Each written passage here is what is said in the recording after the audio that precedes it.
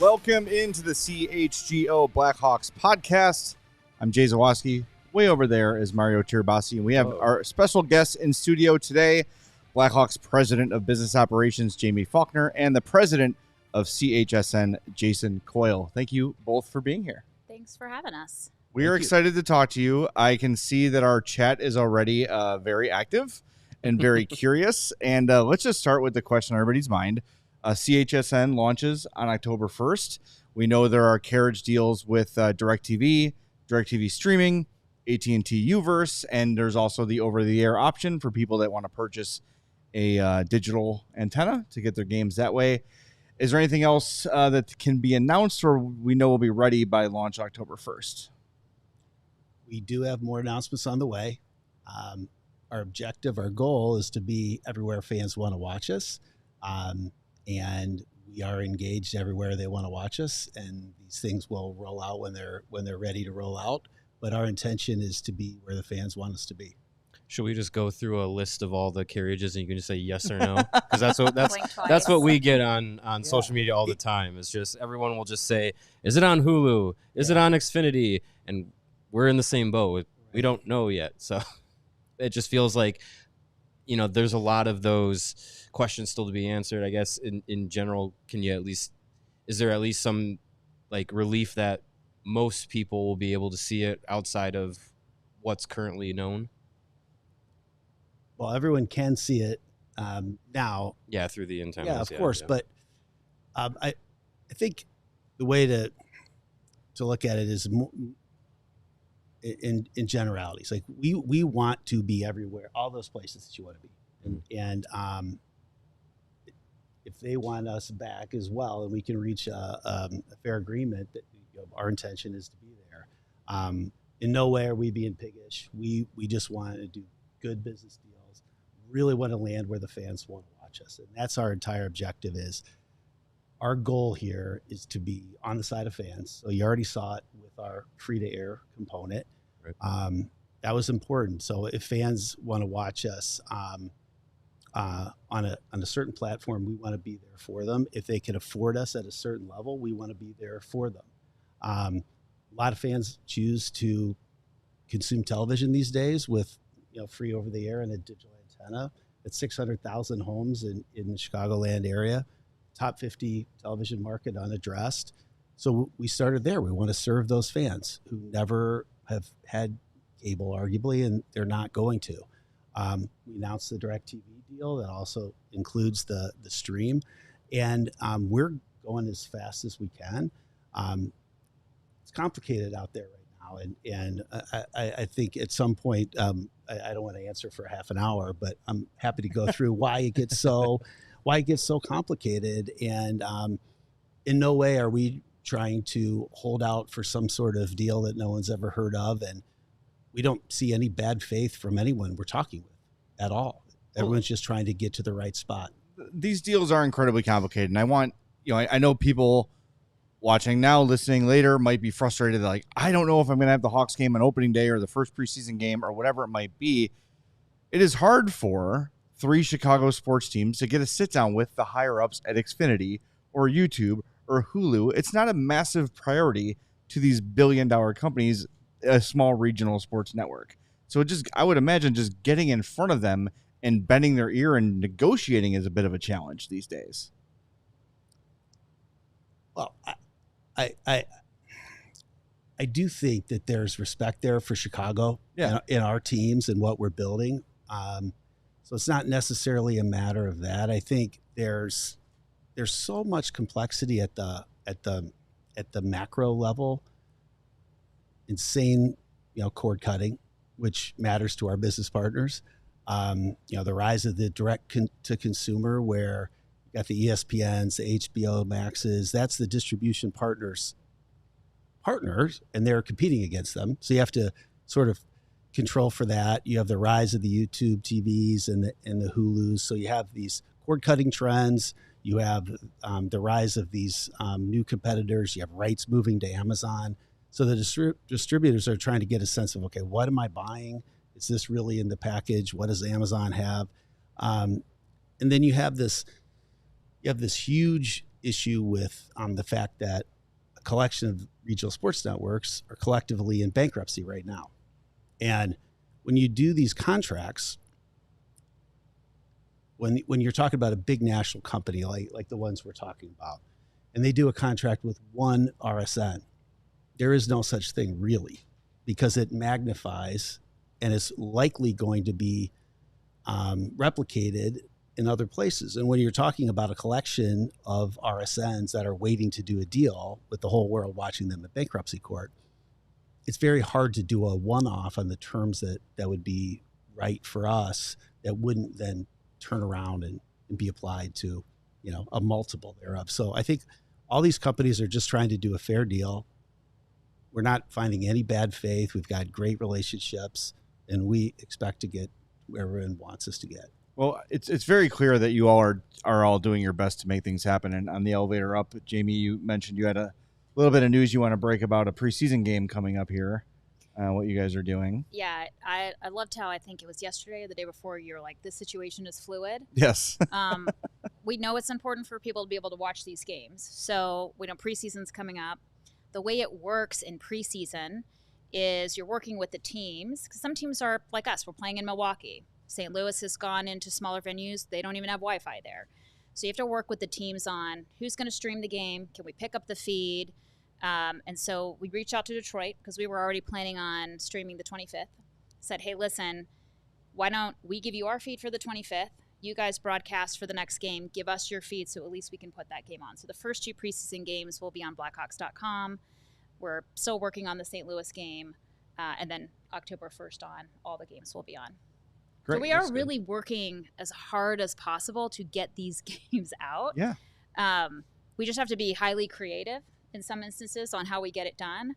And then sometimes things are just outside of our control. So we have to focus on the things we can control. So a couple of people have asked, would this be an option where typically on ESPN Plus, local games are blacked out? So back in the day when the Hawks were on NBCSN, if I turned on ESPN Plus, the Hawks game would not be available to me. Would there be a temporary solution where Hawks fans in Chicago could go to ESPN Plus and find the road game coverage of the Hawks game if CHSN is not available when they're home via streaming or cable? Is that something that could be explored? Well, it is available in their home in the territory. Well, the OTA method, right? Well, yeah. OTA and the DirecTV deal. Yeah. So okay. Hopefully we do have a deal with DirecTV that we need to honor and want to.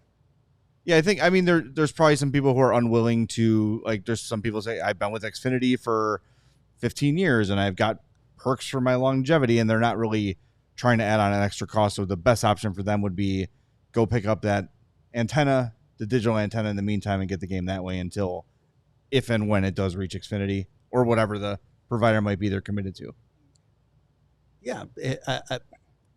For right now, that is the best approach. We're not done by a long shot.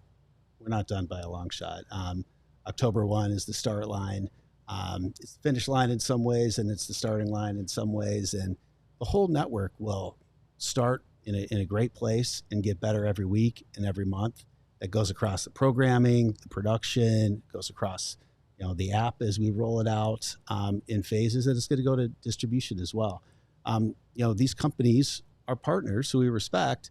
They have their own timelines as well, and so this will phase in as the deals get done. So I wouldn't advise anyone to leave where they are. So I guess I would just leave it there. Well, you mentioned an app, and I know it's another thing that a lot of people have used for instance, Marquee Sports Network, where if their provider doesn't have it, they can pay $20 a month for Marquee and just watch the games on the app. Is that how you envision whenever the CHSN app is ready next year, next month, whatever it might be? Do you envision it as an option where people could just pay for the app and watch games that way? Or would it be the way the old NBC app worked where you would sort of log in through your cable provider, your TV provider, and be able to watch the games that way? Yeah. Well, for sure, we're going to have a free version of the app where you'll be able to watch highlights. You'll be able to watch creators. It's going to be very cool. Vertical video. It's going to be very much like social experience. It's going to look and feel and move great. And then there will be a TV everywhere authenticated piece. So if you're a DirecTV customer, you'll be able to authenticate and watch that inside of our experience, and other partners like that. We'll have direct-to-consumer capabilities. Whether we do it and when, really it's part of these conversations that we're having with the folks who mentioned. We are not out to get people to cut the cord. And we have a realization that these partners, everyone you mentioned and everyone, they have businesses to mind too. And we are out there on OTA in high def, giving away the channel essentially. And the direct-to-consumer piece is an option. We want to land everything in a place that's fair for our business partners, and ideally it lands us in many more homes than we've been in historically. And we expand our reach, and we anticipate when this is all said and done, and not years from now, but in the weeks ahead, that we'll be in a greatly expanded position. Direct-to-consumer is potentially part of that puzzle, and potentially not. Well, when we do get to October 1st and the launch happens, what can people who are fans of the Bulls or Hawks or White Sox expect? Well, not White Sox right away, but what can they expect when they turn on the channel and CHSN is broadcasting? All right, day one, October 1st. Can't wait in a lot of ways. So the first thing you'll see, we'll come on around 5 in the afternoon, and we'll have a 2-hour live welcome to CHSN special. We'll be sharing more details on that next week, along with our full programming lineup. But it will be a studio-based execution that tells the story of what the Chicago Sports Network is. You'll hear from our talent. We're introducing a number of original shows. You'll see each of those in mini show forms. You'll see the Bulls pregame, Blackhawks pregame, and then we'll roll right into a live game that evening. So you'll see our graphics package. You'll see the way we represent the network. You'll see the way we operate. Generally, you'll see some fans on the set and around the set. That's part of the way that we're going to go forward. And so you'll see a really entertaining start to the network. October 2nd, we'll introduce the full lineup, and we'll be rolling from there. So I'm interested, maybe this is a question more for you, Jaime. Now that the teams control CHSN and it's a collective ownership group, what kind of opportunities does that create for the Blackhawks in terms of special programming or things you're maybe able to do that you've wanted to do in the past that weren't able to do before? What does CHSN open up for you creatively? I mean, I think the first thing we're really excited about is we've been able to weigh in on simple things like graphics, studio and set design, talent. But I think the other thing we're going to be able to infuse is what are the right storylines. So we spent a lot of time as a team trying to make sure that the fans understand what are we really trying to do here, what's happening in Rockford, what can you expect over the next couple of years with this roster. Now we can partner to make sure that the content's flowing through the broadcast, the storylines are flowing through the broadcast, so we're really getting the information out to our fans in the way that they want to get it. We don't want to control what people say on the air, but we want it to feel like a national broadcast, flat out. And I think we're really excited that the team Jason has put together and the work we've done so far. We feel like, and NBC was a great partner, so this is nothing, to cut NBC, but sure. I think we have really high aspirations. I think our fans expect a lot. We want to deliver a high-class product to them, and so are working together to say, how do we make this better? How do we deliver more? I think that's what we're most excited about. All right, well, now comes the hard question that everyone wants to know. We have heard this question for basically since day one. Why are there no cup holders in the United Center? First of all, so I'll tell you why. So I think when they designed the United, so this predates me, so don't send any angry fan mail to my inbox. I think it was trying to get as many seats as possible into the United Center, so they had to cut out the cup holders. But I'll tell you a quick story. When we moved to Chicago in 2000, I went to my first Blackhawks game in January in 2011. My son, we had just moved here, so he was doing one of the junior Hawks programs. The amateur hockey team had seats in the 300 level. The Hawks score. The two people in the row in front jumps up. I got beer spilled all over me, and I looked at my husband and I said, I will never come to a Blackhawks game ever again. Oh, gosh. Now, he worked for the Dallas Stars, so we were a hockey family. He was moving here to work for a different team, but I am with the fans on getting those freaking cup holders because I think hockey is a sport where you're up and down in your seats, especially with our fans. We're going to start to work on updating the United Center at some point, and everybody can be rest assured my vote will be to try to get cup holders in there. All right, now selfishly, as press box dwellers, there's a bunch of superfluous cables running underneath the desks in the press box that were there jacks for Les Grobstein's phone and Les Grobstein's phone only. Let's get those out of there. Noted. The chairs, I'm going to say, maybe transferred from the Chicago Stadium to the United Center. Probably. A little bit crusty.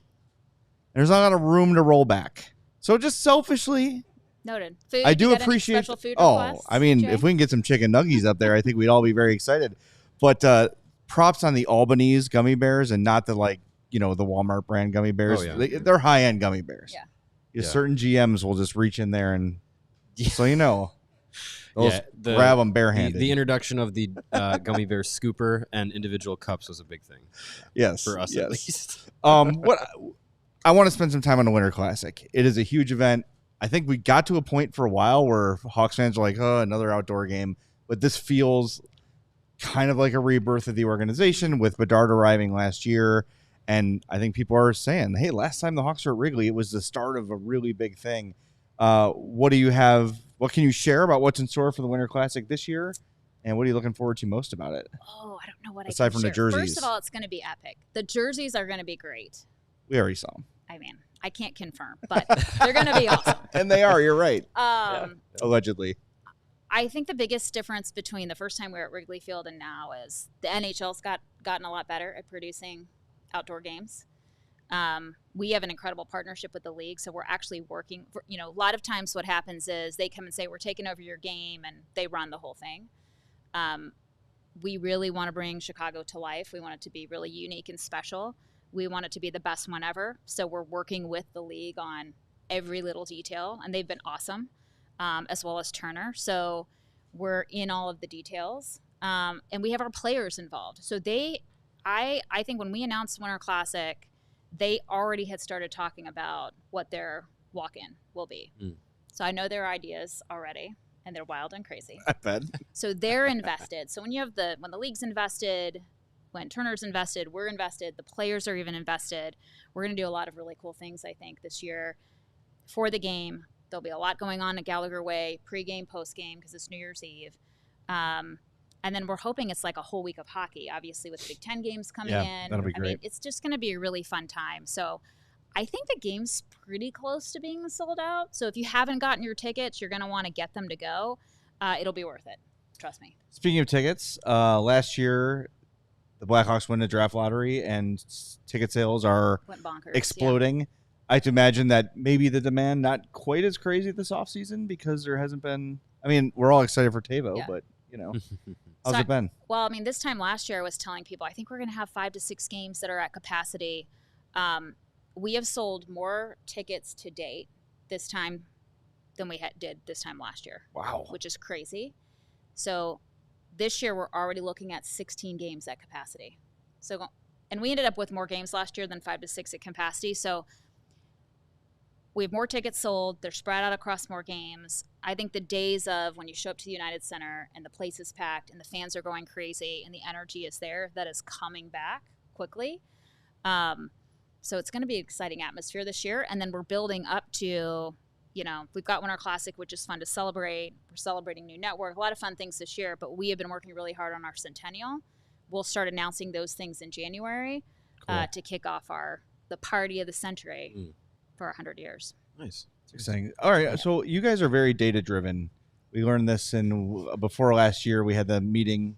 I think it was during the preseason, right? Opening a camp, whatever. Yeah. You were telling us about the ticket membership, kind of the whole strategy there. What are you finding is the motivator for people buying games? Like you mentioned, 16 games at capacity. Is it day of the week? Is it opponent driven? Is it player driven? What are you finding is the biggest motivator for ticket buyers these days? Well, I think there's different motivators depending on who you are and why you're buying. I think for our season ticket holders who are buying more games and they're buying them earlier, this is just part of their lifestyle. This is part of their family. We've had season ticket holders. The numbers of people that have been season ticket holders 10, 15, 20 years, 20 plus years is insane. It is a family affair for them. They are there. They know the people that sit around them. They are invested in the team, and they actually show up for most of these games.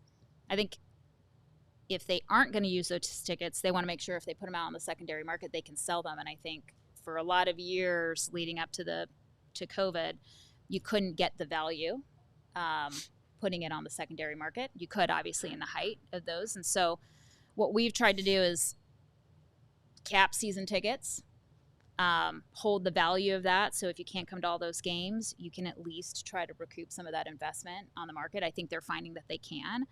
And it's a fun time. I mean, it's fun to be there. And I think a lot of people want to be part of this ride, watching the team get better. So, can I throw something in? Yeah, absolutely. You do a great job in the atrium, activating. It's a fun. Sure. It's fun to go. Yeah. That's part of what we're doing at the network too.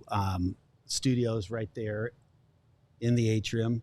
We've installed a removable glass wall so that the production and the atrium crowd can come together. And it's very much a game day style, pregame, high energy, crowd immersed. We'll even be inviting some of them onto the set so they can meet the talent, get their pictures taken, ask some questions on camera.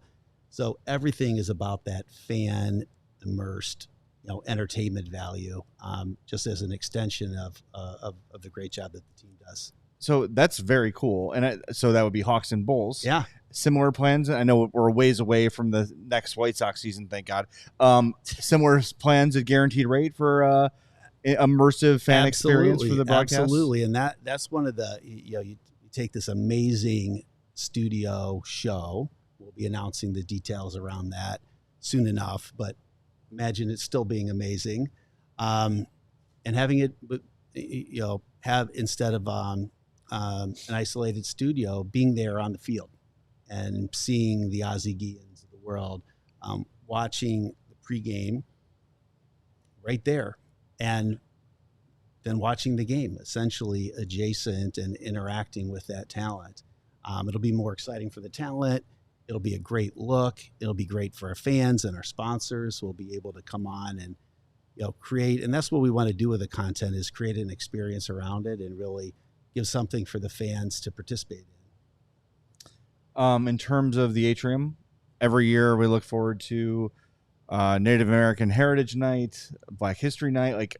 Do such a great job with those. Pride Night, of course. Anything aside from the ones you've done before in the works that you're ready to announce or even tease a little bit? No, we're going to keep doing those. We're going to keep our best day ever. We launched those last year. We got great Good job feedback. With the puppies, by the way. That's amazing. Who doesn't love a puppy? I don't even want to go into the games when I see them. I'm going to stay out here with these dogs. Fun fact, they all get adopted. I know, it's game. so cool. Yeah, it's really cool. So cool. We're going to keep doing those events. We're going to make them even bigger and better, as we strive to do every year. So I think, you'd ask the question about why do season ticket holders keep coming back. A lot of our tickets now, because we're capping season tickets, are single games. And I think the environment is so fun. We want it to be one of the best bars on a Thursday night in downtown Chicago to be at. The experience is going to be so great. I think adding sort of like game day, college game day feel in there is even going to help, because our atriums are packed before games. Everybody comes in and hangs out before they go into their seats. So we're really fortunate. We have one of the best game presentation groups, and I think they create a great experience. And then we're really excited that our players are just going to add to it on the ice this year. I did want to ask regarding, we learned the broadcast teams that are going to be for Bulls and Blackhawks and Sox on the new network. What went into those decisions to basically carry over pretty much everybody from the NBC Sports Chicago group, but also like what are you looking for to accomplish with those broadcast teams in what the new network is trying to bring to the table? I know we had spoken previously regarding the Blackhawks broadcast group, wanting to have it feel a little bit more connected to the team, a little bit more, in studio feel to it. Like, so what can you say to the group that's going to be on the broadcast? Yeah, I think in terms of the studio team, bringing Pat back, bringing Tony back, they've done a great job for us. We need consistency. We've not had consistency the last couple of years, as the fans know, whether it's the booth or the studio, between COVID and retirements and different things. So getting consistency as we're launching this new network. But we have a lot of stuff in the works in terms of bringing variety into the show. Having the studio at the United Center allows us to do things we've never been able to do before. We can get coaches on pregame. We can get Luke on pregame. We can get Kyle in. And then we can bring a lot of alumni in. We have a lot of alumni that come to our games. Duncan's there. Brent's coming in. I mean, they're in our building, but we can never get them on the studio because we'd have to take them downtown, and they're there to watch the game. Now, when they're coming to town, we can say, hey, will you either pop up to the booth, put your headset on, go down to the studio, do a couple of minutes? They would be willing to do that. They are willing to do that for us. So the goal is going to be to start to infuse a lot of our alumni into these shows. We're talking to some alumni already about coming in and being the third person in the booth when we need them there, on the studio show. So it gives us a lot of flexibility and opportunity we didn't have before to bring people in. The other thing, too, is, we have a lot of celebrities that come to our games who are also willing to jump into the studio show. Yeah, me and Mario are willing. Anytime, yeah. Absolutely. I know where the studio is. We're going to be able to add a lot of flavor. Anything you would add to that? No. As it relates, that is going to be exciting, just in terms of the elements that we can bring to everything in the pregame realm, in-game. But then we will have a lineup of shows throughout the day that you'll see some of these team personalities show up in. And I think my answer for what we're looking for in studio talent, they have to be great on air. But they really have to understand Chicago. They have to understand the content that Chicago sports fans want. And so everything that we'll see, and we'll be announcing the lineup next week, but we'll be talking about football, pro and college. We're going to be introducing a daily Chicago, Big Ten Chicago sports talk show. Everything has to land for Chicago fans. And Chicago fans can tell if you know what you're talking about. And that's our bar. It's a very high one. I think you're going to see all the talent on our air. Love this city. Love the sports that matter to this city, and are really good people and are good on air too. All right, we got about a minute left, so I want to get one question about the 1901 project. Stunning rollout, looks very cool. Everyone's really excited about it. What's the latest on that? Do we have a timeline on when shovels hit dirt or anything like that? I think shovels are going to hit the dirt sometime in our, this year, if not towards the end of our season. I still think they're working through that with the city. Obviously, shovels are in the dirt with our practice facility expansion, which is going to be awesome when we get that done. So the campus is going to transform. It's going to be pretty cool. I can't wait. I will say, though, I'm the person in all the meetings advocating for the fan on parking. So I just want to make sure that's really clear, where I'm like, where are they going to park? So yeah, that's an important element. Well, hey, you're getting to the game. There's a big parking lot there, so where are they all going to go? So we've got several of us from all the different teams, the Bulls, everybody. We're in there saying, hey, we got to make sure we're taking care of the fan journey in anything we do. But it's going to be awesome by the time it's done. It looks great. Can't wait. And again, the practice facility expanding is awesome for the growth of the game. Fifth Third has always got people in it. If it's not the Hawks, and if Connor Bedard isn't being dragged off the ice by the Zamboni crew, there's kids in the atrium waiting to get in there. It's it's been an awesome asset, and it's only going to get better. So thank you so much for doing this, Jaime Faulkner, Jason Coyle from CHSN. Good luck with the launch. I know it's a lot. I know we all have faith. Everybody's working as hard as they can to get this in front of as many Hawks fans as possible, as quickly as possible. So we appreciate that. Yeah, thanks. Thanks for for having having us. us. Appreciate it. All right, coming up next, we've got some Kyle Davidson audio to share from Blackhawks practice today. But first, here's Mario. Yes, here I am. Talking about the Chicago Sports Network, the new Chicago Sports Network, CHSN. We already talked with Jamie and Jason a lot about it, but if you want to know more, beginning October 1st, the Blackhawks, Bulls, and White Sox will have a new home. It is CHSN, the Chicago Sports Network. They're going to broadcast more than 300 live games per year across the Blackhawks, Bulls, and White Sox, and they're going to feature a full lineup of original Chicago-focused sports content. They are Chicago-based, Chicago-built, and Chicago to the core, bringing every corner of Chicago across 77 neighborhoods and beyond. CHSN Chicago comes first. Visit chsn.com for more information on how to watch the Bulls, Hawks, and Sox games all season long. And if you have any more questions about that, just rewind this video about 30 minutes and get a good amount of answers. Hi, Jay. Hi. Welcome to a new seat. I'm over here. It's a different angle over here. I'm not used to this. I like it, though. It's kind of a different view. It's fun. And if you need instructions on how to choose chill, well, we've got it for you. Choose Coors Light because, maybe you're negotiating a major, sports network streaming contract or cable contract, and it's just a lot. Everyone's yelling at you, even though you're doing your best. Choose chill. And when you choose chill, reach for a Coors Light because it's mountain cold refreshment. When those mountains turn blue, it's as cold as the Rockies. Coors Light is cold lagered, cold filtered, and cold packaged for a smoother finish. So when you embrace a chill mindset, remember it's a good time to choose chill and crack open a nice cold Coors Light. Make the most out of the times that you choose to chill. Choose Coors Light. Get it delivered straight to your door right damn now by going to CoorsLight.com/CHGO Hockey. Celebrate responsibly. Coors Brewing Company, Golden, Colorado. Jamie and Jason, super generous with their time. Yeah. Super generous with their insight. I think people need to recognize that when big negotiations are happening, that there's some things that can't be said. Right. So I think Jason had to walk that line very clearly. Yeah. Look, I don't lose sight of the fact that the Hawks did not have to make this over-the-air thing. Marquee didn't do it. No one else. This is kind of a unique thing that they're doing here to make sure that day one, October 1st, you'll be able to get it. Everyone will have that option to get it. Now, again, if there's no deal with Hulu or YouTube TV or Xfinity and you're not willing to switch to DirecTV or whatever, for $25, $30 on Amazon, I looked up digital HD antenna on Amazon and I got 100 results. Yeah. And I even sorted like 4.5 stars or higher. There's a million options for different prices. Best Buy anywhere is going to have them. Yeah. So that option's there for you. And I think that is a big kind of nod to fans saying, look, this is complicated.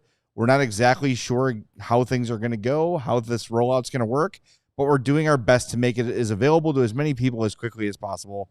And it does sound like, reading the tea leaves, that soon there will probably be more to announce. Yeah, I think if you're in CHSN's position, it still is in your best interest to not only have the over-the-air option, which is smart. It's efficient in a bind to get the network to as many fans as possible in as much of a consumer-based way as possible, rather than saying, hey, we're only on DirecTV, so if you have Xfinity, make sure you lock into a 2-year agreement with DirecTV so you can watch the Bulls and Hawks and White Sox. Like, to be able to just, have an option like we saw with Arizona, the Coyotes last season. Yeah. They ended up going over the air on local channels. I think it's a little bit different with what Dallas is doing with the Victory Plus, but some in that same lane of like over-the-air availability. It's a smart option when you're working with such a short timeline to get these things done. And again, like I feel like for Chicago, the Chicago market, their best interest is to have deals done with all the major carriers, so that they can have it available to as many people as possible, because they know that there's Bulls fans and Hawks fans and maybe Sox fans across the country. Even if you're the most cynical hater out there, you have to recognize that CHSN getting to more providers means more money for CHSN, right? Like, they could sell that to. Look, if I'm looking to advertise at CHSN and I got, I'm Ray Chevy, right? And Ray Chevy says, well, how many people do you reach? I say, well, we got DirecTV and we got Uverse. Okay, how many people subscribe to that? XYZ. Right. We also have Xfinity. Oh, well, that changes things for me, right? So, it is beneficial to everyone to have this as available as possible.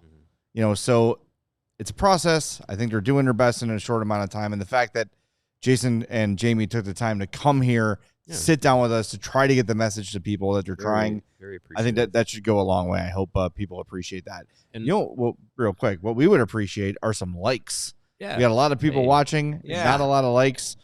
Please hammer that like button. We would appreciate that very, very much. If you're enjoying what we're doing here during preseason, talking to Jamie, talking to Jason, we're going to bring you video and audio from Kyle Davidson here shortly. So we're killing it. Training camp will continue to kill it throughout the season, including post-game shows for the preseason games starting Wednesday, or Wednesday is the first preseason game. Wednesday, Friday, Saturday post games at home against the Red Wings. Yep. Yeah. Interesting. The that Blues game in an arena with no Wi-Fi is going to be interesting. We'll all huddle around the radio and Blues. Listen to WGN. How for that one does an arena in the year of our HOSA 2024 not have Wi-Fi? I don't know. That's a good question. And then why would you play in an arena? I get that. Which arena is this? It's Kiel Center. That's the last name I remember. The Blues. The Blues. They don't have Wi-Fi in their arena? That's what they said, right? That's what Jamie said. Well, yeah, we know that. Yeah. Well, I mean, look, I get why some NHL teams use these preseason games as opportunities to play in areas for their home fans that maybe you don't see as much. So I get, the Blues. It's always the Blues. Wait, is that not their normal arena? No. Oh, they don't play in the Kiel Center anymore? I'm with you on that. Excuse me. And that's the last I remember. I don't remember the name of it beyond Kiel Center. Enterprise Center? I don't know. Enterprise Center? I think so. That Where sounds right. But the Blues it's always the Blues away preseason game that always has some sort of. I feel like they played one Enterprise year Center like in Independence, Missouri, and it was like that's where Oregon Trail begins. Right? Yeah, that's why I remember it. And it was like a 4,000 seat arena, and I remember one year just being like, oh, there's nowhere like it wasn't. It was a couple years ago, but it wasn't even like on the radio. Like I literally just followed the game from the writers who were there. Like I think it was like Charlie and Ben, and that was it. Yeah, getting updates via Twitter. But I forget what my point was going to be. St. Louis sucks. Yeah, sure. That was it. That was the point. We all agree on that. Oh, I was trying to say something important. I forget. I don't know. Oh, what I was going to say, the OTA option. Yeah. I mentioned it before earlier this week. When I lived in the city, I lived on the north side of the city in Ravenswood. The 62.2 and 62.3 channels, I had a HD antenna, a digital antenna. Those channels came in pretty clear. So if you're within this, if you're worried about like the reach of the channel or anything like that, those two channels came in pretty clear. If you have a decent enough digital antenna, like I know some people are worried about how far of a reach that it'll have. Did what the quality like 60 will be miles? Like that. Wasn't that It's like 65 miles. Okay. Yeah. So and that'll come from Sears Tower, because that channel has a antenna boosting the signal from there. So within 65 miles of Chicago. Shouldn't have an issue from that. And then again, like that can be a short-term option until all of the, carriage deals are officially done. Whenever they get done, whether it's by October 1st or by the end of the first month or whatever, I think there will be a way that all these things seem to figure themselves out when, push comes to shove. Yep. They're working. They're doing their best. That's all they can do is grind away and try to get these deals hammered out one by one.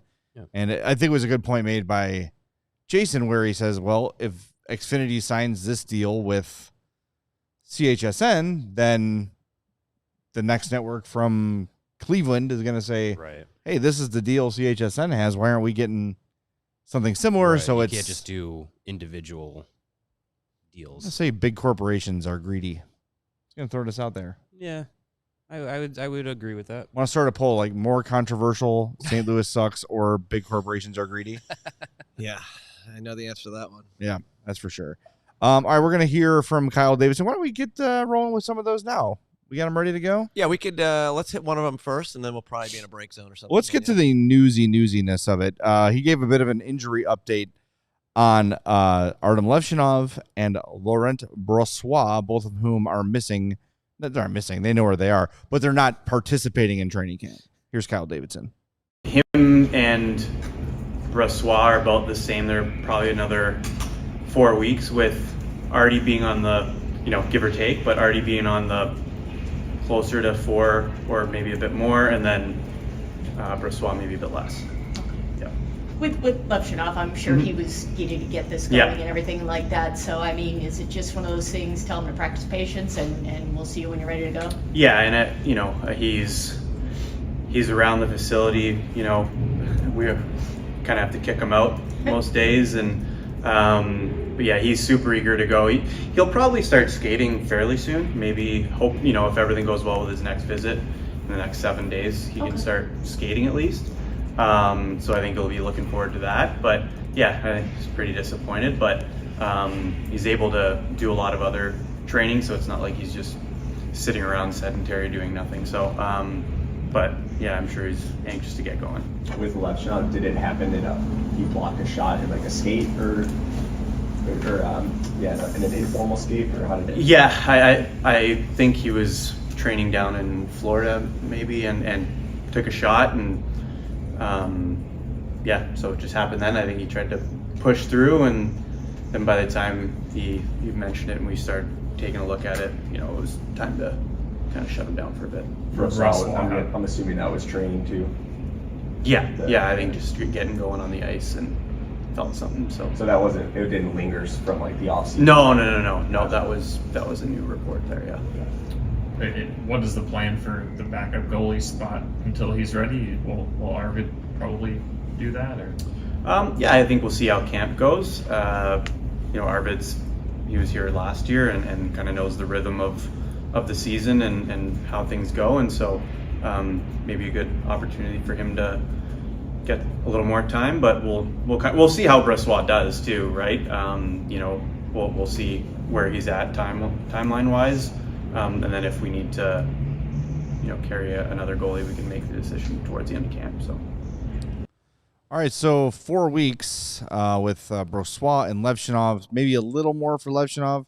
Feels like Brossoit is like slightly closer than the two, but he did say Levshinov could start skating in 7 days. So 4 weeks from today, if my math is correct, is October 18th, which means, as my calendar switched on me, he would miss how many games? I mean, of the NHL season Yeah. or the AHL season? I'm just going by Hawks games, Yeah, I mean, he's going to miss all of the training camp and preseason, which, I mean, yeah, not ideal, but I think we all pretty much assumed it would be a long shot for Levshinov to start the year with the the Blackhawks, just by who they brought in. Just the roster competition was going to be tough, so you scratch him off there. You figure he's going to go to Rockford. Their second game of the regular season is that Friday, October 18th date for the Ice Hogs. So if you're talking, what would he miss? He'd missed training camp preseason, but you'd figure by that second week of October, he's on the ice, probably at a full participant practicing, and you figure he gets into the Ice Hogs lineup rather quickly once he gets back and going. For Brossois' purposes, the 18th, that's the day after the game against the Sharks. That would be 5 Hawks games in the books. So that would be, if Brossois comes back 4 weeks from today, which, again, give or take, that would be 5 Hawks games missed. So maybe it would be Mrazek gets 4 of those 5. I think there's only one back-to-back situation there. Mm-hmm. So maybe you get that to Soderblom or a Camezzo or whatever, however it works out. So there you go. All right, more on this coming up next. But we have to hit the break zone again, once again, on CHGO Blackhawks. Yes, you do. And if you're in the market for a bigger vehicle, find savings to match at Ray Chevrolet this September, because Truck and SUV Month is going on right now. Head in today to shop their huge selection of new Chevy models at new low prices. Right now, you could take $3,000 up, or you can take between $3,000 up to $12,000 off MSRP on most new Chevy models, or you can cruise into fall your own way and shop over 125 of their vehicles priced under $20,000. As one of the top-selling Chevy dealers in the Midwest, you'll always be able to shop one of Chicagoland's largest Chevy inventories. Visit our friends this September at their location on Route 12 in Fox Lake, or you can go to raychevrolet.com. And if you've heard of Ray Chevrolet, then you've heard of Ray's Price Promise. They're guaranteed to make your next vehicle more affordable than ever, with no price changing, no add-ons, and no hidden fees. That means the incredible prices that we're talking about right now, you can expect to see the very same when you shop Ray Chevy in-store or online. So shop Truck and SUV Month all month long by visiting Ray Chevrolet in Fox Lake or raychevrolet.com. They've been serving the community since 1963. Together, let's drive. Drive your new Ray Chevy to Joe's on Weed Street this Sunday from 11 to 3 for our CHGO Bears live show starring Corey Wooten. Oh, I thought you were going to say me. No. Lance Briggs, Alex Brown, Greg Braggs, Adam Hogue, and Mark Carmen. It's going to be a good time. Joe's on Weed, $10 general admission and reserve table for 4 or 6 people. Or you can upgrade to the $65 drink package. That includes all you can drink. With that in mind, yes, you have to be 21 years of age or older to attend this event at Joe's on Weed. So go to allchgo.com to secure your tickets. And guess what? If you're a diehard, you're going to save 20% on those tickets. That's a damn good deal. So if you're not a diehard, become one. Go to allchgo.com, click on that diehard tab to sign up. And why else would you become a diehard? Well, it's very simple. Not only do you get a free shirt or hat upon sign up, you save 20% on all of our events, from Joe's to our tailgates to our takeovers. I'm sure we'll have a couple of those at the United Center this year. Last year, our takeover was the Chris Chelios jersey retirement night / Patrick Kane revenge game. That was a fun ticket. That was, yeah. That was a good time. We had, we did 2 takeovers. Wasn't the other one Florida? That was the second one. The Panthers were the other one, right? Yeah, that one was earlier in the year, I believe. 2 decent games. You're not getting, pretty good. The Islanders and the Utah, whatever they are. Yeah. You had some good-ass opponents in those takeovers. As Elliot Friedman referred to them today, the Utahns. The Utahns. I love that. So become a diehard for all that great stuff, and you save 20% at our store all the time, store.allcitynetwork.com. And if you don't know this by now, new feature, your diehard discount works across all City Network shops now. So it's not just limited to CHGO anymore. You can do PHNX, DLLS, PHLY, DNVR, the whole schmear. 20% off. Yeah. It's store.allcitynetwork.com. All right, we got more from Kyle Davidson here, but a couple people were mentioning on the CHSN front, like, what about ESPN Plus? ESPN Plus is going to function the same way it functioned when it was NBC Sports Chicago. So if you had NBC Sports Chicago in your area and those games were blocked out on ESPN Plus, it's going to be the same. Blackout rules are going to work the same way. Now, if you live in Tampa and the Hawks are playing, again, the Utahns, that game will probably be available on ESPN Plus as long as it's not on ESPN proper or TNT. So the way ESPN Plus functions will not change for you with CHSN. It's going to function exactly the same. So don't expect any sort of adjustment to how it worked for you before, if that makes sense. Sure. All right, next up from Kyle Davidson. Kevin Korchinski was a big topic today, as he will be throughout camp. And he was asked, what does he want to see from Kevin Korchinski here in training camp and the preseason? Yeah, I think he just has to round out his game, right? He's another really young player that had some ups and downs in the NHL last year.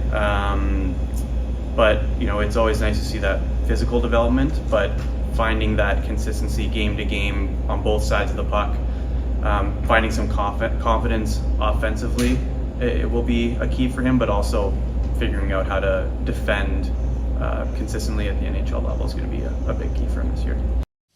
There was a follow-up later about would Rockford be an option for Korchinski, and he did say yes, but it didn't sound like that was the default. It really does sound like they're going to let this thing play out and let guys win jobs. There was a mention that Korchinski looked bigger. He looked stronger.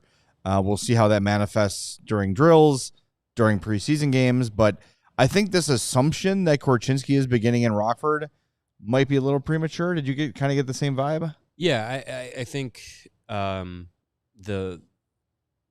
the thought process coming into this camp is that everyone's job is up for grabs. Even the ones that are assumed, you would still think there is competition. There are position battles going on, and we've talked all summer leading into training camp about when you, especially after bringing in Alec Martinez and TJ Brody, you really look at there's kind of only one spot open, and it was the spot that was Korchinski's last season, that left side pairing with Connor Murphy and Jacob Megna. But I do feel like Wyatt Kaiser, Kevin Korchinski, you could throw Ethan Dalmastro in the mix as well. Those are probably the three guys that you're looking at as in the mix for that open spot. But as Luke said and as Kyle said today, it's the players and how they play through training camp and preseason are going to dictate who is here starting night one. If Korchinski looks like he is the seventh best defenseman option, then it'll likely be that he goes to Rockford, because Luke doesn't like to have a young guy as the seventh defenseman just sitting. You want your young guys playing. And he talked about it today, regarding guys like Isaac Phillips and Louis Crevier too. He kind of put them in that same category of they're still a young defenseman. You don't, even though it might seem like their ceilings are much lower than a Korchinski or Kaiser or a lot of them, there's still young guys that can benefit from playing, getting ample playing time. So even if it's Korchinski's in the regular lineup and, Isaac Phillips or Louis Crevier are your seventh defenseman, you still want those guys playing. So it'll be interesting to see how they go through figuring out the defensive rotation. I still think Kevin Korchinski has to prove he's not an NHLer. I think he said today he put on about 6 or 7 pounds, feels stronger, still feels as fluid of a skater as he always has been. Still a very young guy. But I think he's still my pick to make the team. But I think the option being open now that he can go to Rockford adds a wrinkle to it that wasn't there last year. Agree with you on that. I did predict in my preseason stories Blackhawks beat from this week that he would start in Rockford. I don't know if I'm necessarily wavering from that, because I do think that Wyatt Kaiser looked really good at the end of last year and is just older, more experienced. He's been through the Rockford grind. So I think if they're kind of looking at the two and it's a tie, they might say, you know what, let's get Korchinski some time in Rockford and let him work out the kinks. And we think Kaiser's ready enough to go here and go with that. And then your seventh is, I still think, even though they did say they're younger, I just don't think they value Crevier and Phillips as high of prospects. So they're not as worried if those guys are sitting 2 of every 3 games up here in Chicago. So I think one of those two will get the 7th spot. Next up from Kyle Davidson, he was asked about his expectations for Lucas Reichel this year. does need waivers now, but my expectation is that he competes hard for a top 6 spot, and you know, we've got body, so he's going to have to earn that. He's going to have to come in and take that, you know, role, and so it's on him in a way. We don't want him playing on the 4th line or anything like that. So you know, but he's been around enough to know what the expectation is and what the NHL requires from a consistency standpoint. He's still a young player. Let's not, you know, we've known him and he's been around for a little longer than some of the other younger players, but he is still young, and so he's got to figure that out and find his way. And last year was obviously a bit of a speed bump for him, but we know what he's capable of, and very confident he can come and be an impact player for us. And so hopefully over the next few weeks and months he can prove that and take a spot. Luke Richardson, when he spoke today, was talking about how Teuvo has become kind of a good mentor for Reichel. And not in the fact that he's like, hey, young man, come and learn from me how to play hockey. But Luke said, I went up to Teuvo and said, hey, let Reichel know, you know, when 2 guys are at the net, you don't need a third, like just kind of helping him through. And I think we talked about this when Tirabassi was signed. Obviously a good match for Bedard. It makes a lot of sense. But also when you look at the development path of Teuvo and Reichel, the body size of Teuvo and Reichel, the skill set of Teuvo and Reichel, like kind of similar. Yeah. And I think that that's a guy that could be a bit of a, I don't know if influence is the right word, but as we're looking to make comparables here, the Reichel-Teravainen comp is pretty good. And I don't know if Reichel will ever become the defensive player Teuvo is, but in terms of offense and in terms of skill set, not a terrible guy to lean on for Reichel here or to look to. Yeah, and I think too, like, you know, it's good to have someone who kind of has that like parallel like skill set and development to look to, and for Reichel, and for someone to give him, you know, to be in his ear and tell him like, hey, like, you know, this is where you got to be with positioning. This is, you know, what you have to do in this split second making a decision. You want to be able to, you know when to carry the puck, when to pass, when to make a play, when to make something simple. To hear it come from a guy like Nick Foligno is one thing. To hear it come from a guy like Teuvo Teravainen, who, you know, like he's just said, like him and Reichel, like very similar in development and style. So it probably has a little bit extra coming from him, and especially being a veteran that's, you know, been on a Stanley Cup winning team and has played a ton of NHL games. It helps him in that development. And yeah, I mean, I still think Reichel they're putting him in a good position to start camp, to, you know, pair him with Kurashev and Teravainen. Like, I think that's a good skill comp of line mates for Reichel to be put in a good position to prove that he can make the NHL roster. I think the waivers thing is a part of it too, but I think he makes the team out of camp. But I still think that there is still a shorter leash of having to prove it, that he can not only make the team, but stay here and be more than just a passenger on the NHL team. Like, be a guy who's effective, be a guy who's contributing, be visible in a good way.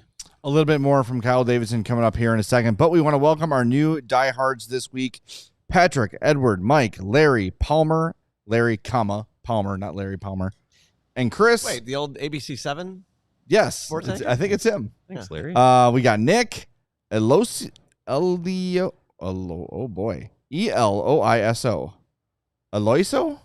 I would say Eloiso? Let me look at the name. Yeah. Eloiso. That sounds about right. I like that name. It's a cool name. We also have Michael, Matthias, George, Duncan, Richard, Robert, Stacy, and William. So thank you for becoming diehards this week. It's about time Duncan Keith joined us. Yeah, right. Now we need Brent, Johnny 2.0, Hammer, all those guys. Yeah. We need y'all to become diehards. And when you do, we're going to shout you out, and you're going to get cool perks, of course. It's like your article that you just wrote this week. I did. Blackhawks beat Mario. We've been writing a ton. Mario wrote something today. I didn't get to look at it yet. We've been very busy. But we did. Mario did a lines breakdown from practice yesterday. So tons of great stuff at allchgo.com We're going to be active during the games on Discord and beyond. Mailbag preference for our diehards on Discord. So we already told you about the perks, but there's a couple things we forgot to mention, and we definitely want to shout out our new diehards as well. All right, so the next piece of audio comes from Kyle Davidson as well. I asked him, with the theme from yesterday, from Foligno, from Richardson, from everybody talking about intensity and accountability and compete level, I said, was that an issue last year? And if so, why? I don't know if it was an issue. We just ran into so many hurdles that we had to overcome, and especially when, you know, losing builds and things build, and, you know, it's, you know, after you lose so many games, it's hard to go out on the ice and skate the players into the ground. Like it's a hard enough season, and so you're trying to strike that balance, the coaches are, in terms of motivating, but also making sure that the compete level stays higher, what have you. So, you know, I think it's just a fresh start, and we just want to start with a high bar and high standards on what we expect from the team. You know, we're 0-0 right now, and so we might as well hit the ground running, high intensity, because that's how we want to play. We want to be ready on day one. And so it starts day one in camp, and really getting ready to make sure that we're not playing catch up when the season starts. And that's not necessarily an indictment on anything that's happened in the past. It's just how we want to start with this group this year. It's a good answer. Yeah. I bought it.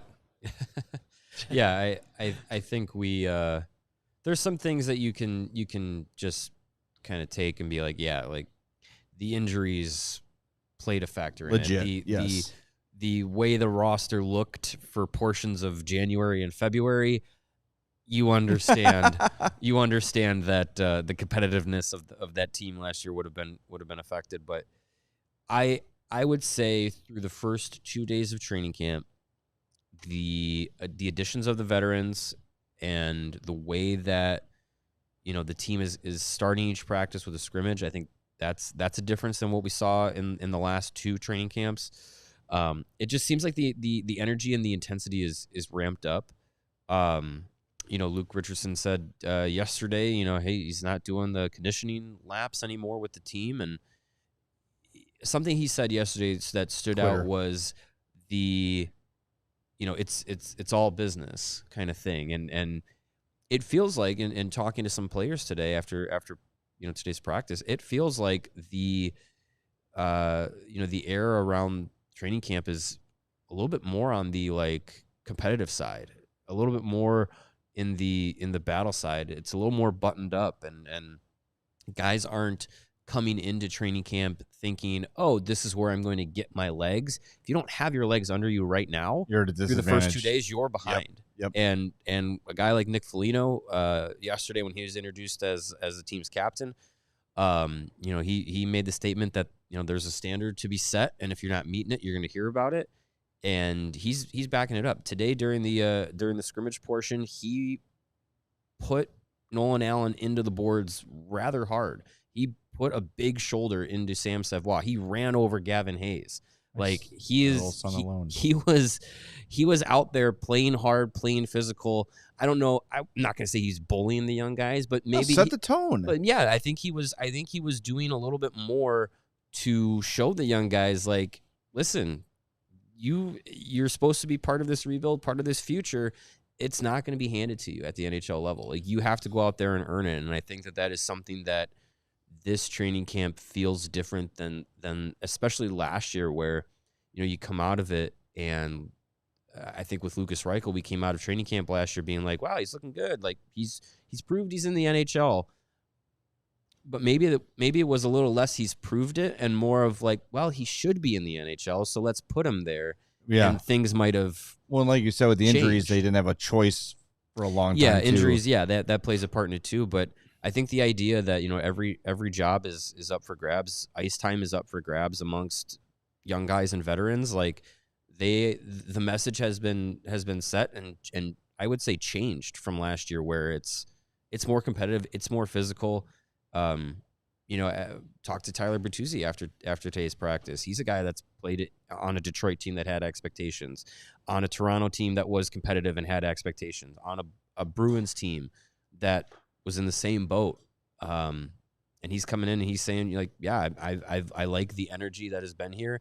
I like the competitiveness. Like he's been in places where there's been Stanley Cup expectations, and to come here and say, you know what, it feels similar. That's a big positive. I had a side conversation with Pat Maroon today, not recorded, just sort of chatting with him about him joining the team, and kind of said the same thing. Like, there's just a good energy, and I think it's when you have that combination of experienced veterans who embrace their role and exciting young players, it becomes exciting and contagious for everybody. Yeah. Right. And everybody wants to be part of it. And like, we were there last week for, rookie camp ahead of Tom Curvers, and like the entire effing team was there practicing before. Like, these guys are chomping at the bit to get on the ice. They've got something to prove. And I think I remember back to last season where basically Nick Foligno was like, hey, Kevin Korchinski, you have to be tougher. Yeah. And I'm going to kick your ass in this practice, and you're going to feel it, and it's going to suck, but you have to learn. And I think instead of waiting to set that tone and like kind of like tiptoe around the young guys and like make them feel welcome and make them feel like they can thrive, I also think throwing them into the fire, like, that's going to get them engaged sooner and have them be like, wait a minute, F this. Like, I don't need to get run over by Craig Smith. Right. I was a first-round draft pick. F Craig Smith. And then push back. And, like, it's not going to be this sort of thing that divides a team, but it's going to engage everybody right away. Yeah. Like, I remember, I always go back. I feel like Uncle Rico telling these stories. But, like, one year in football, the first day of football practice was the Oklahoma drill. Oh, yeah. Where one guy stands in the middle, and everybody comes and hits that guy. Like, they just call it a name, and you don't know where they're coming from, and it's stupid. Bull in the Ring. Bull in the Ring, thank you. Yeah. Oklahoma drill is different, but it's similar. It's great memories I wish I remembered. Yeah, right, exactly. They don't really do it anymore, or at least they don't say they do it anymore. You're not supposed to. But it just sets a tone from day one of like, hey, we are not effing around. We're starting practice here the first 2 days, and Luke sort of said, I think they're scrimmaging again tomorrow. Yeah. So starting with scrimmages, starting with intensity, and he said, I want today's scrimmage to be more physical. Yeah. Luke Richardson said it. Be more physical in this scrimmage. It is setting a tone. No one's going to be able to ease into the season. Kyle Davidson said it. We're 0-0. Why would we not start with a total fresh mindset, ready to go, ready to compete? I love it. And Pat Maroon said the same thing to me too. Like, guys know they have to earn their spot here. And he's like, I know I'm a veteran, but I also know there's young players like nipping at our heels all the time. And they're way more committed to those young guys than they are to the 1-year veteran guys they brought in. So it's a tone has been set for everybody. And as Foligno is going around pushing Savoie, knocking people down in practice, at the end of practice, when they all gather in a circle, he calls Ty Henry, who was what, a 6th-round pick? 6th-round pick this year. In to lead the stretch at the end of practice. And he's going around. Every player in the team gets a hit with this, a little tap with his stick. Good job today. Good job. Every individual, he did like duck, duck, goose with the entire roster.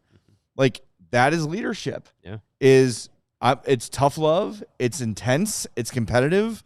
And I do, like, Nick Foligno said he's not going to change the way he practices and stuff. But as we discussed yesterday, I do think having that C gives him that defined authority to be the guy out there leading, to be the guy out there vocal, to be the guy saying, hey, this 6th-round pick, who's definitely not going to make the team this year, he stood out to me today, go in the middle. We're recognizing that from you. And just for Ty Henry to, wow, Nick Foligno knows I exist is one thing, but to say, wow, Nick Foligno noticed from me, of all people, that I had a standout practice today, that goes so far. Mm-hmm. And I think we're very often in the mindset of like, thinking of the NHL as a video game. Like, well, this guy's an 84 overall. And like, it doesn't work that like personalities matter. I was listening to 32 Thoughts. I know you were too. And they was talking about Mitch Marner and how Austin Matthews uses criticism as rocket fuel. He says William Nylander is never affected by anything. And Mitch Marner takes criticism to heart. Yeah. They're 3 very, very skilled hockey players with 3 very, very different personalities. Yeah. And that's, I think having a leader like Foligno is perfect for this group. And then you add in by the way, did you get a glimpse of Craig Smith today? Yeah. He's Jake McCabe level shredded. Well, those Wisconsin Badgers, they don't They don't take the weight room lightly. Well, some of them do. He's in great shape. Yeah, he was. Wow, he's been impressive. So yeah, I mean that's another guy that I think we weren't necessarily too jazzed about coming in because it's like Craig Smith, like one of those guys from the Predators that you just kind of was like, oh yeah, you're in the NHL. Yeah, he's annoying. He's I feel like he's going to get more ice time than I think we're expecting to coming into this year, expecting him to get, and that's a good thing. I think he's going to be, Maroon has been on 3 Stanley Cup teams. Craig Smith is kind of in that same boat of like bottom 6 veteran guy that's here for a purpose. Probably only here for a portion of the season, not the full season, but I think he's a guy that's going to come in and actually be effective both on and off the ice, which would be great to see. Hey, the last time we thought a guy was just a throw-in, he was named the team's captain. That's true. Just saying, that is true. I do have to say though, yes, before we get out of here, the biggest news of the day. Uh-oh. We've buried the lead, honestly. This might be bigger than CHSN. Oh yeah. The Blackhawks practice facility, the locker room, the logo is no longer on the floor. Oh, it is on the ceiling. It's because of Emma. We can have it. Probably is. She did it last year. She's an agent of change. We can finally roam the locker room freely without having to tiptoe around the logo on the floor, and just all the extra space for activities in the locker room. So much room for activities was wonderful today. I hope people don't have an idea. We're not talking when the Hawks logo was on the floor. It's a gigantic logo. It was massive. It cut off like a third of the locker room. In the middle of the locker room. And you're trying to navigate because the lockers are in like a U shape. Mm-hmm. And then at the open end of the U, there's a big couch and TVs. Which you're not allowed to sit So on. you're navigating through the U's, but then behind the couch is a massive Hawks logo that takes up 2/3 of the floor. Yeah. So you're literally trying to balance the high wire getting through You're all walking in the same horseshoe of space, media and players and everything. So to have that open is wonderful. I'd imagine it's going to be the same in the United Center locker room. Yeah, that would be nice at least because that's also a massive logo in the middle of the floor. Yeah, it did. The logo was cool, but it didn't. I thought it'd be a little more. Maybe the one at the UC will be a little more fancy. I'm not saying it wasn't fancy. You kind of are. It was not as high, not as high tech as I thought it would be. Yeah, it was plastic and illuminated, and it looks nice. Probably doing it in the practice locker room is different than in the United Center locker room. But yeah, it was much needed. I mean, I can't. There were probably at least 7 or 8 times last year where someone walked on a logo. And as we're, in the middle of a post-game interview or a practice scrum or something, you see the trainers and the equipment managers and a couple of the Hawks go, "Get off the logo!" Yeah. And definitely changed the vibe of the post-game audio that we're trying to play. Yeah. Matthew says, maybe watch where you're walking. It's literally 2/3 of the floor. The rest of the floor is taken up by humanity. If you don't want, and if you don't want the logo walked on, take it off the floor. Yeah. Hey, I've come. Don't park your car in the garage. I've come close to stepping on it, but I can say I've never stepped on it. Good job. I did once, and James Wisniewski elbowed me in the back. Hey, get off the logo. There's a name drop. He gave me a nudge, little elbow nudge. 38. What number was? Wait, Whizzer was no. Was he not? Wisniewski was 43. What was he? Did he have 2 numbers? 43, you said? Just 43 was his main number. He might have had some minor league call-up number, but 43 was what he wore. James Black. Who upgrades 38. To 43? 38, James Black, yes. Big fluffy afro. Troy Polamalu. 43, Colin Blackwell. Colin Blackwell, yep. That's Korchinski did address his number change. He said that he enjoys the number 14. Stupid. And is happy that it was available and made the change. Terrible. So it's the worst decision. I actually want him sent to Rockford for that decision. Well, at least Levshinov is going to wear 55. Yeah, it's true. For the time being, at least. Brutal. Any double-digit numbers, awesome. Come on, man. Did you ask Pat Maroon about 77? No, I did not. You should have. I was very impressed by his I had no microphone in my hand, no phone, was not recording, just wanted to introduce myself, and he still gave me the very, very cookie-cutter hockey answers of, we just got to make sure we just defend the net and get good shots on goal. I'm like, hey, Pat, welcome to Chicago. Yeah, we just got to get pucks in deep and have all I'm like, 4 we're just lines talking, rolling. dude. I just want to talk to you as unit to unit. Yeah. Anyway, all right, we're going to be back on Monday. I don't know. What's going on Monday? Anything? Mailbag Monday? We going to do it? I don't know. Sure. We'll decide Sunday. Keep an eye open for our mailbag tweet.